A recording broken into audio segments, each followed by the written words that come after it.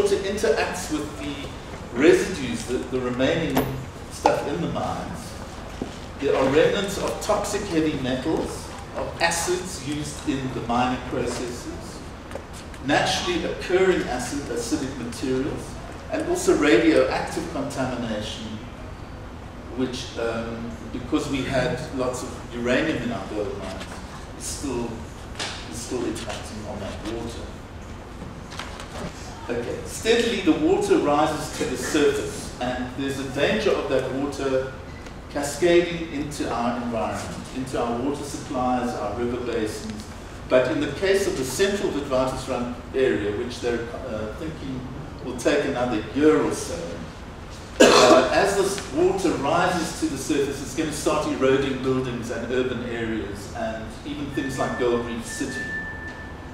So we need to be very mindful of this. Housing has been built on contaminated land, water pollution has occurred, and we will begin to see more and more of this if the problem is managed, and if government cannot pump the water out of that those underground mines. On the question of mining, South Africa's had a very strong mining industry for 150 years, dominating our economy, shaping our racial capitalist system in many ways. It has left a legacy of great wealth for a very few people, whilst disrupting and impoverishing huge numbers of workers, peasants, and other dispossessed people. One of the big debates about mining is whether we should nationalize the mines, and if we do so, who would benefit? Kasatu has reminded us that while we have seen the ascendancy of a predatory state, nationalizing under the current state is maybe not the preferred option.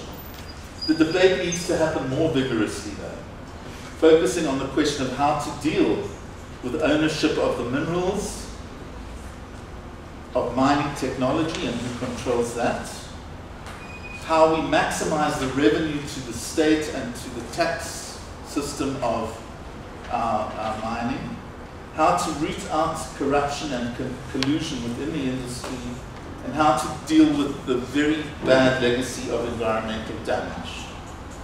The mining industry is one of the industries that uses labor broking to the maximum, particularly some of the BEE companies, so we need to address that question. We know there are huge environmental and health problems arising, particularly out of the neglect of mines after mining ceases. So we get the acid mine drainage problem that should have been managed by the mine, but is now being left to government to manage. In other words, the taxpayer would fork out for instead of the mining companies. And we've seen the asbestos mining industry, which is now outlawed, but which caused enormous damage to communities.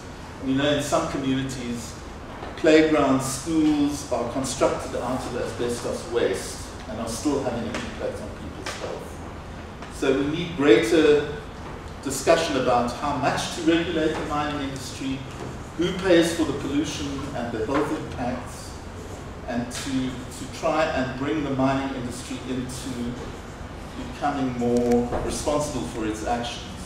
The Netherlands have started to hold mining companies outside the Netherlands accountable for the imports that the Netherlands makes. In other words, having a fair mining set of practices, like there is fair trade for other commodities. So we need to anticipate this by having good, concrete understandings of how we can get better practices through linking up with these kinds of campaigns and drawing more attention to the crimes of the mining industry. So all of these problems have potential for broad interventions.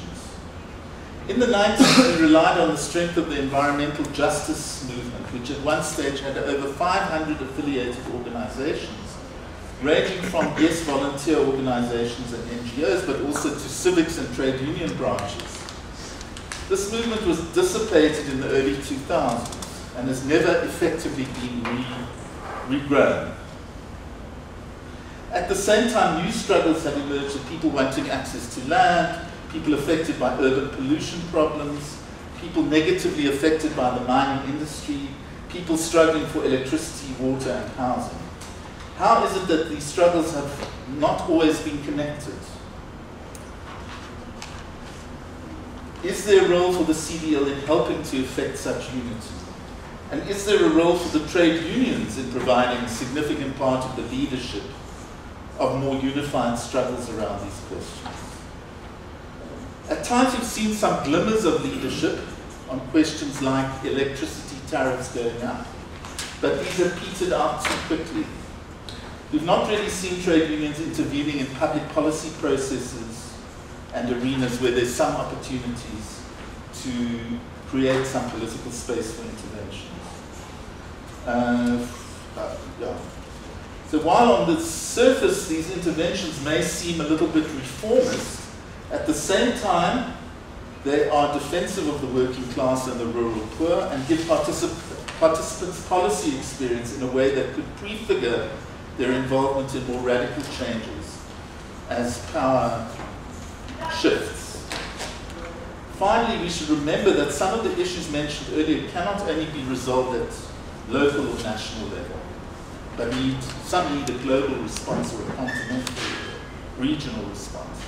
We therefore need to think strategically about how the CBL will do this, how it will link up with similar campaigns elsewhere, what alliances will need to be built across national boundaries. We have an opportunity to think about and plan for the COP17 in Durban at the end of this year. This is the conference of the parties to the UN Framework Convention on Climate Change. In other words, it's where all the countries gather to take forward the debates around climate. Will this provide a good opportunity for alliance building, or will the underprepared South African civil society interventions be swamped by more professional global counterparts? It is up to us to take this and the other challenges that we face forward from this conference. Thank you.